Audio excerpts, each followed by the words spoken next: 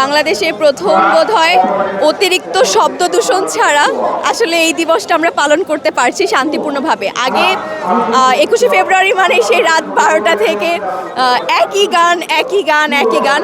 আর এই যে খিচুড়ি পার্টির যে ব্যাপারটা ছিল, মানে অহেতুক অনেক অর্থ ব্যয় হতো অহেতুক অনেক কারণে, হ্যাঁ, যেটার বোধহয় প্রয়োজন ছিল না। কিন্তু এবার এই যে নতুন বিপ্লবের পর নতুন বাংলাদেশে আমরা দেখতে পাচ্ছি আমাদের জনগণের এই যে ট্যাক্সের টাকায় সরকার পরিচালিত হয়, তারা এখন আর অহেতুক কোনো কিছুর উপরে আসলে সেই টাকাগুলো ব্যয় করছেন না। খুব সুন্দরভাবে আমরা আসলেই আমাদের ইতিহাসকে কিন্তু আমরা বুকে ধারণ করি। সেই জায়গা থেকে আমরা আমাদের ভালোবাসা এবং ভালোবাসার জায়গা থেকে আজকে যে এসছি, এটার মধ্যে কোনো বিরক্তি নেই।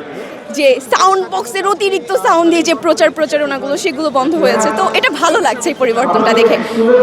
এবং আশা রাখছি নতুন বাংলাদেশে এই যে পরিবর্তনটা, এই পরিবর্তনের পাশাপাশি আমাদের যে সংস্কারের যে দাবি, নতুন বাংলাদেশের সংস্কারটা সংস্কার আমাদের নিশ্চিত করতে হবে।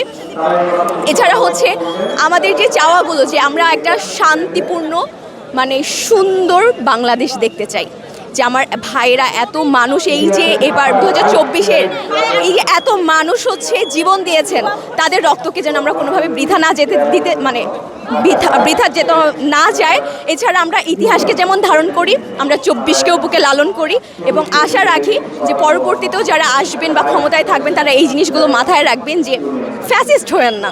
ফ্যাসিস্ট হয়ে কিন্তু তিনি আগে এইরকম দিবসগুলোতে আমাদের জীবন ঝালাপালা করেছেন। তো আপনারাও কোনো একপাক্ষিক কোনো কিছু জানেন না, আপনারাও ইতিহাসটাকে ধারণ করুন। সকলের মতামত ভিন্ন থাকতে পারে, তবে আমরা চাই না আর কোনো সন্ত্রাসবাদ রাজনীতি বাংলাদেশে প্রতিষ্ঠিত হোক। সকলের মতাদর্শ এখানে থাকুক। আপনাদের কথা না মিললে আপনারা এক টেবিলে বসে কথায় কথায় মারামারি করুন, গায়ের জোরে না। এটাই মানুষ ভাবতেই পারেনি যে আমরা আসলে মাতৃভূমিকে এত ভালোবাসতে পারি। আমি নিজেও উপলব্ধি করেছি, আমার প্রতি আমার ব্যক্তিগত উপলব্ধির জায়গা থেকে আমার ছোটবেলা থেকে আমার মাতৃভূমির প্রতি ভালোবাসার বিরল ছিল, যে আমি এই মাটি কখনো ছাড়তে চাই না।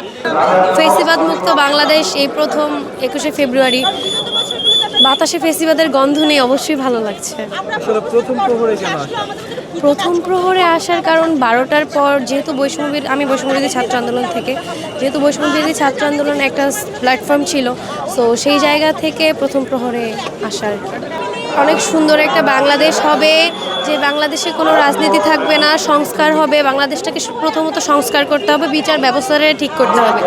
বিচার ব্যবস্থা যতদিন এই দেশে ঠিক না হবে ততদিন এই দেশ সুন্দর হবে না।